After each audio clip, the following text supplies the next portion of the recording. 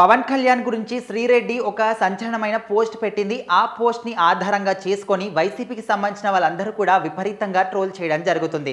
అంటే శ్రీరెడ్డి గురించి స్పెషల్‌గా చెప్పాల్సిన అవసరం అస్సలు లేదు. అటు వైసీపీ గవర్నమెంట్ ఫామ్‌లో ఉన్నప్పుడు కావచ్చు, ఇంతకు ముందు కావచ్చు, ఇప్పుడు కావచ్చు, ఎప్పుడు కూడా టీడీపీకి సంబంధించిన వాళ్ళను టార్గెట్ చేస్తూ, వాళ్ళని పాయింట్ ఔట్ చేస్తూ అంటే ఒక విపరీతమైన ఒక అంటే ఎవరు కూడా యూజ్ చేయనటువంటి లాంగ్వేజ్‌ని యూజ్ చేస్తూ తను ఒక విధమైనటువంటి లాంగ్వేజ్ మాట్లాడుతూ అందరిని తిట్టడం అంటే బూతులు కూడా బూతులు కూడా ఆలోచించకుండా మాట్లాడుతుంది శ్రీరెడ్డి. అంటే తను చేసిన వీడియోలు, తను మాట్లాడిన మాటలు ఏ విధంగా ఉంటాయో మనందరికీ కూడా తెలుసు.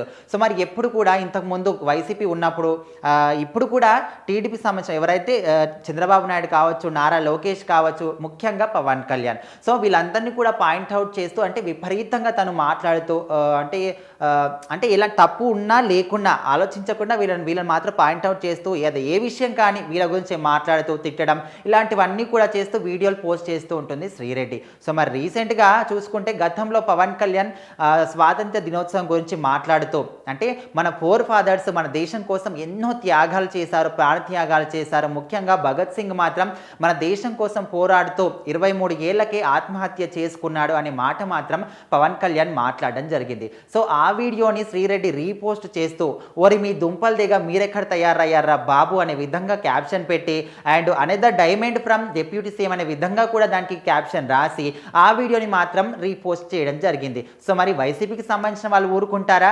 అసలే వాళ్ళు చిన్న గ్యాప్ దొరికిన టీడీపీ గురించి చిన్న విషయం తెలిసినప్పటికీ కూడా దాన్ని భూతద్దంలో పెట్టి పెద్దగా చూపిస్తూ దాని గురించి మాట్లాడడం జరుగుతుంది. సో అలాంటిది ఇంత పెద్ద విషయం భగత్ సింగ్ గురించి ఈ విధంగా మాట్లాడిన వీడియో దొరికింది కాబట్టి పవన్ కళ్యాణ్ గురించి ఆ వీడియోని మళ్ళీ రీపోస్ట్ చేస్తూ వాళ్ళు ట్రోలింగ్స్ క్రియేట్ చేయడం ఇలాంటివన్నీ కూడా ఎక్కువగా చేస్తూ ఉన్నారు. ఎందుకంటే అసలు మన దేశం గురించి ఎవరు ప్రాణాలు ఇచ్చారు, వాళ్ళ గురించి పూర్తిగా తెలియని వ్యక్తి డిప్యూటీ సీఎం అయ్యాడు.